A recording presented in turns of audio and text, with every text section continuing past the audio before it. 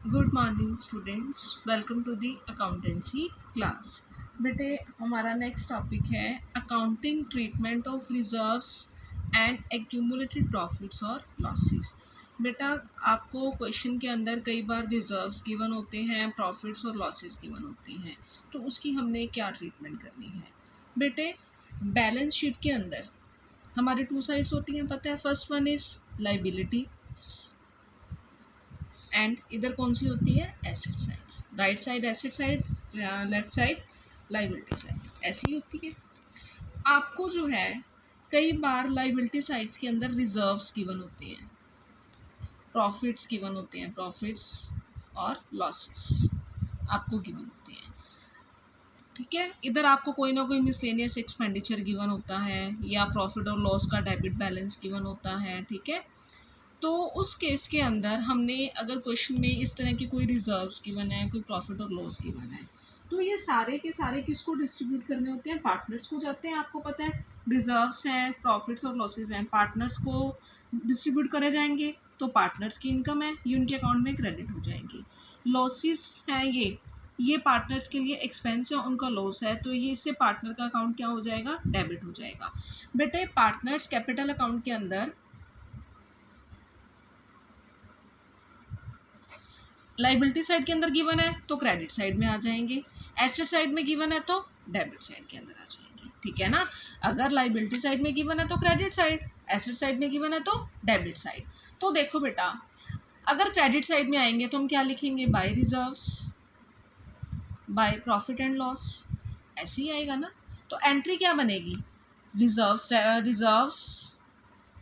Account debit to partners capital account, entry यही बनेगी, to all partners capital account. Same profit और loss given है, इधर credit हुआ पार्टनर्स के अकाउंट में, तो profit and loss account debit to all partners capital account.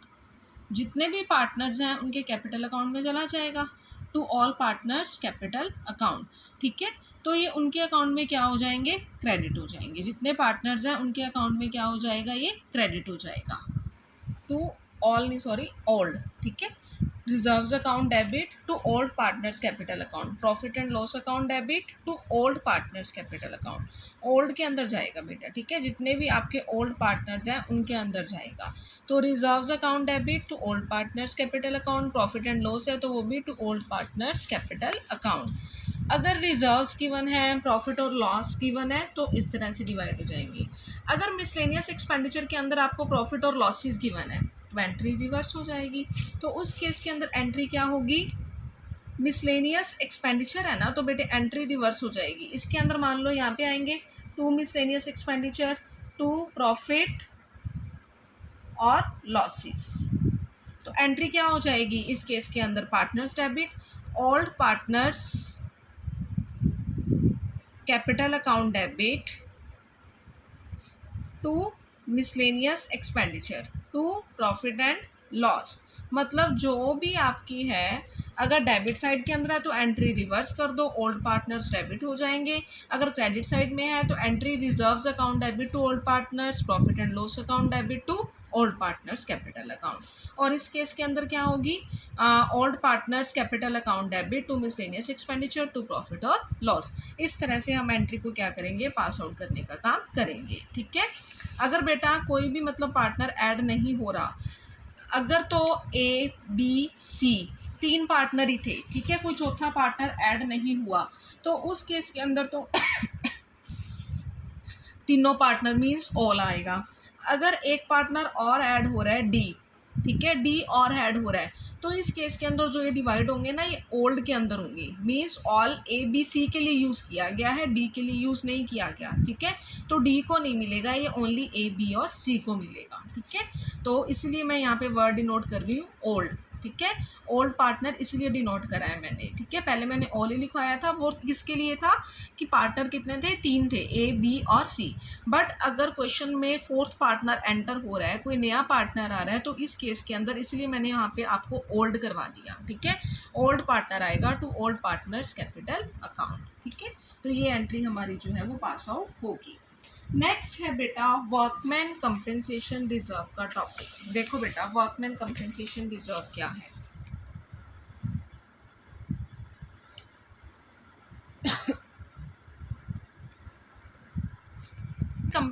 Workman compensation reserve क्या है बेटा, आप देखो ये बैलेंस शीट है, यहाँ पे लाइबिलिटी साइड है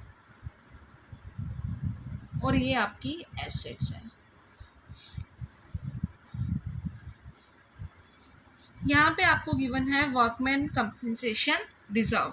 बेटा वर्कमैन कंपेंसेशन रिजर्व ना ये वर्कर्स के लिए क्रिएट किया जाता है कि कल को मान लो वर्कर्स को किसी तरह का कोई क्लेम देना पड़ जाए, किसी वर्कर की कोई एक्सीडेंट हो जाता है, किसी भी तरह का कोई क्लेम उनको पे करना होता है, तो इसीलिए फ्यूचर क्या है अनसर्टन है, उसके लिए हम एक ना क्लेम एक जो है एक रिजर्व क्रिएट करके रखते हैं। एवरी ईयर हम प्रॉफिट्स में से कुछ अमाउंट निकालते हैं और इसके अंदर ट्रांसफ़र करते हैं। ठीक है, अगर उस ईयर में कुछ ऐसा हुआ तो वर्कर्स को इसमें से पे कर दिया जाएगा। अगर कुछ भी नहीं इस तरह का इंसिडेंट हुआ, कोई क्लेम वर्कर्स को नहीं दिया हमने, तो ये सारा का सारा रिजर्व्स पार्टनर्स के अंदर डिस्ट्रीब्यूट हो जाता है। ठीक है, पार्टनर्स के अंदर ये डिस्ट्रीब्यूट हो जाएगा इन देयर ओल्ड रेशियो। ठीक है, पार्टनर्स के अंदर हम उनकी ओल्ड प्रॉफिट शेयरिंग रेशियो के अंदर क्या कर देंगे, इसको डिवाइड करने का काम कर देंगे।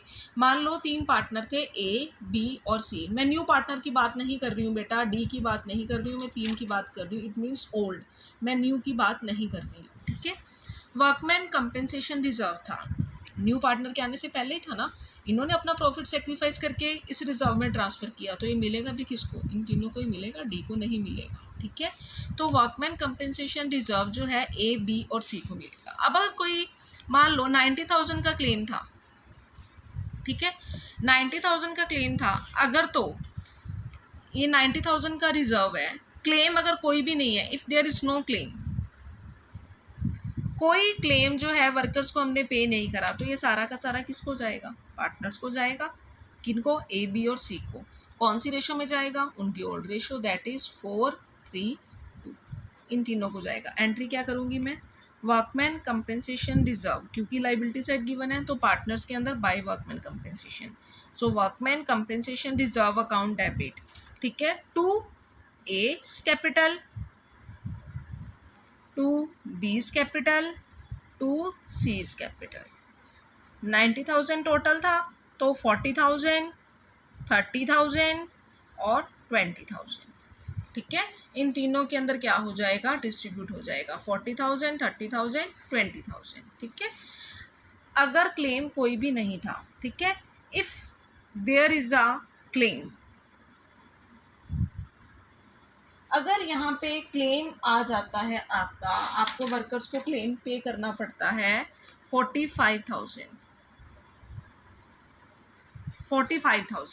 बेटे रिजर्व कितने के थे, 90 के, 45,000 का क्लेम हो गया, तो एंट्री क्या होगी, workman compensation reserve account debit to provision for workman compensation claim account. 90,000 total था, 45,000 तो क्लेम में चला गया, बचा कितना, 45,000 ये वर्क पार्टनर्स के अंदर, to A's capital, to B's capital, to C's capital. कितना कितना आ जाएगा तीनों के अंदर, 20,000, 15,000 और 10,000। समझ में आया, बाकी पार्टनर्स के अंदर डिवाइड हो गया। अगर बेटा अब तो ये था कि अगर कोई क्लेम नहीं था, वो भी हमने सारा पार्टनर्स में डिस्ट्रीब्यूट कर दिया, क्लेम हाफ बना तो बाकी पार्टनर्स में डिस्ट्रीब्यूट कर दिया। अगर बेटा रिजर्व 90 है और क्लेम आ जाता है 99,000 का, इट मीन्स क्लेम जो है इस ज़्यादा है, क्लेम ज़्यादा है किससे, आपके रिजर्व की अमाउंट से। तो अब एंट्री क्या होगी, अब आपका लॉस हो गया, जहाँ पार्टनर्स को डिस्ट्रीब्यूट हो रहा था अब पार्टनर्स लेकर आएंगे, कितना लेके आएंगे, 9,000। एंट्री क्या बनेगी, workman compensation reserve account debit to workman compensation to provision for workman compensation claim account. अब यहाँ पे रिजर्व तो 90,000 का था, क्लेम 99,000 का है, तो लॉस हो गया कितने का, 9,000 का। बेटे उसके लिए डेबिट होगा रीवैल्यूएशन अकाउंट, ये मैं आपको टॉपिक करवाऊंगी रीवैल्यूएशन का, अभी सिर्फ इतना देख लो कि रीवैल्यूएशन अकाउंट डेबिट होगा कितने से, 9,000 से। अब ये सारा का सारा लॉस कौन बियर करेगा, पार्टनर्स, पार्टनर्स का लॉस हो गया, so partners account debit, A's capital account debit, B's capital account debit, C's capital account debit to revaluation account. Revaluation account पहले डेबिट हुआ था, अब क्रेडिट हो जाएगा. सो 4000, 3000, 2000, टोटल इज 9000. इस तरह से इसको ट्रांसफ़र जो है इसके अंदर किया जाएगा. बेटे मैं बार बार फिर बोल रही हूँ कि इसके अंदर मैं बात कर रही हूँ 3 पार्टनर्स ए बी सी जो कि ओल्ड है. मैंने न्यू पार्टनर की बात नहीं करी. अगर न्यू पार्टनर एंटर भी हो रहा है ना तो उसको कुछ भी नहीं मिलेगा रिजर्व्स के अंदर, प्रॉफिट और लॉसेस के अंदर. ओनली किसको मिलेगा? ए बी और सी को. That is old partners in their old ratio. ठीक है. सो ये थे हमारे रिजर्व्स को डिस्ट्रीब्यूट करने का टॉपिक. सो आज के लिए बेटे इतना ही, बाकी हम कल डिस्कस करेंगे. So thank you students, good bye.